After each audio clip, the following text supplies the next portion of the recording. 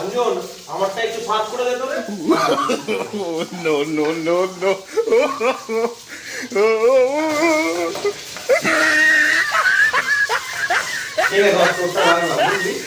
ঠিক আছে ঠিক আছে ঠিক আছে। এ বাবা এইটুকু কেন আর কই?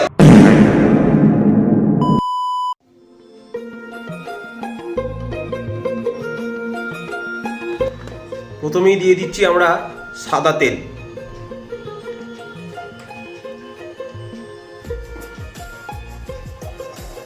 কড়াটাকে ভালো করে গরম করে নেব। কড়া গরম হয়ে গেছে, তাতে আমরা অল্প একটুখানি চিকেন ভেজে নেব, যা আমার পরবর্তীকালে কাজে লাগবে। এটা তো শুধু চিকেন মনে হচ্ছে না, এর মধ্যে কিছু মিশিয়েছি। এটা আমি সামান্য সয়া সস, নুন আর সামান্য একটু গোলমরিচ দিয়ে আগে থেকে একটু ম্যারিনেট করে রেখেছি। আচ্ছা, ওই জন্য জিনিসটা এরকম দেখতে লাগে। হ্যাঁ, এতে টেস্টটা ভালো হবে। আর এটা আমি বেশি ভাজবো না, ওভার কুক করলে এটা খেতে বাজে হয়ে যাবে। আমি জাস্ট একটু মিডিয়াম ফ্লেমে নাড়াচাড়া করে একটু নামিয়ে দেবো। মাংসটা আমাদের হয়ে গেছে, আমরা এবার তুলে নিচ্ছি এগুলোকে। এবারে চিকেনটা তুলে নেওয়ার পরে আমরা গরম তেলে দিয়ে দেবো পেঁয়াজ। পেঁয়াজগুলোর সাথে দিয়ে দেবো অল্প কেটে রাখা গাজর। এগুলোকে আমরা হালকা সতে করে নেব।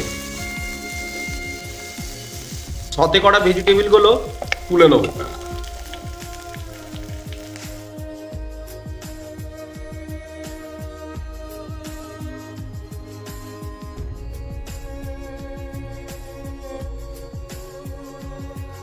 এবার আমরা ওই তেলেই দিয়ে দেবো কুচনো রসুন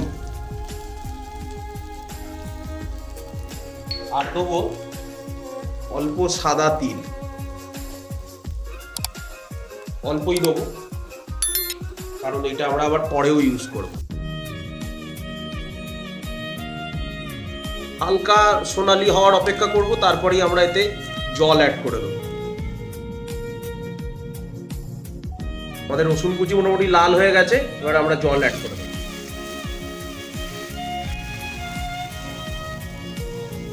আমাদের আরো একটু জল দিতে হবে।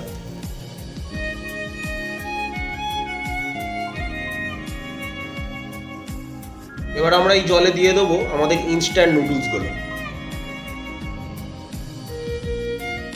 এগুলো আমরা কিছুক্ষণ সেদ্ধ হওয়ার অপেক্ষা করব, তারপরে বাকি জিনিসগুলো আস্তে আস্তে অ্যাড করতে থাকবো। এবার আমরা এই নুডলসটাতে দিয়ে দেবো পরিমাণ মতো নুন। এটা এমএসজি নয়, এটা হচ্ছে সামান্য পরিমাণে চিনি, কারণ আমরা চিনি ছাড়া কোনো কিছু ভাবতেই পারি না।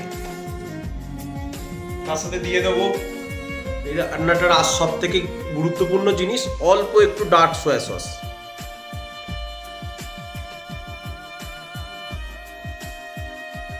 ভালো করে নেড়ে নেবো এটাকে, আরো কিছুক্ষণ হতে দেবো। তারপরে আমরা এতে একটা ডিম অ্যাড করব। আমরা এখন অ্যাড করে দেবো ইনস্ট্যান্ট নুডলসের কিছুটা মশলা, তার সাথে দিয়ে দেবো একটা ডিম।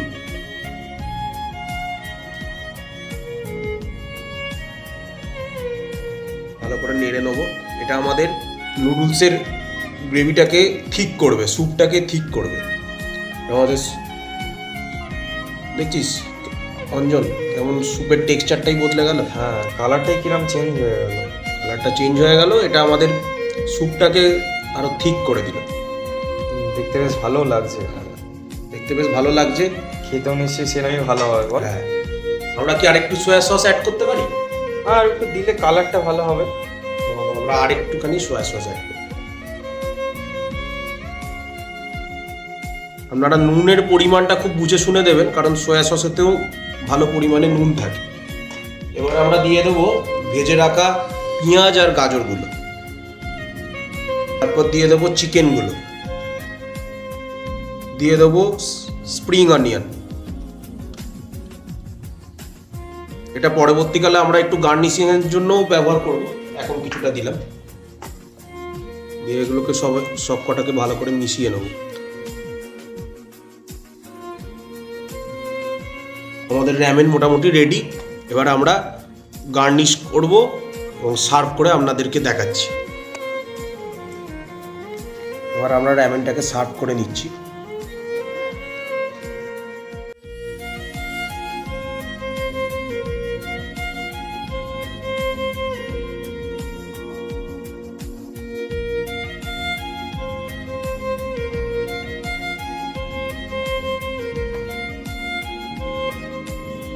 এবার দিয়ে দেবো অল্প গোলমরিচ ওপর দিয়ে, আগেও দিয়েছিলাম, আমরা আরেকটু স্পাইসিনেস বাড়ানোর জন্য আমি অ্যাড করছি। তারপরে দিয়ে দেবো বাকি স্প্রিং অনিয়ন গ্রিন,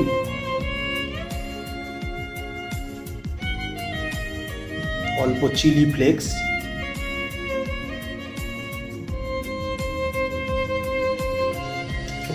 সাদা তিল,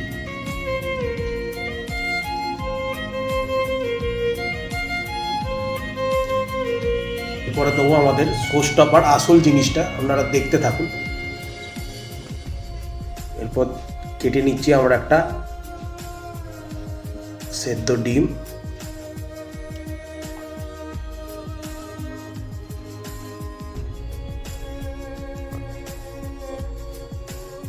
নাও আমাদের র্যামেন বোল কমপ্লিট। এটার অঞ্জনের আবার খুব পছন্দের রেসিপি, কি তাই তো অঞ্জন? একদমই তাই, শীতকালে এরকম গরম গরম এক বাটি হলে আর কি চাই।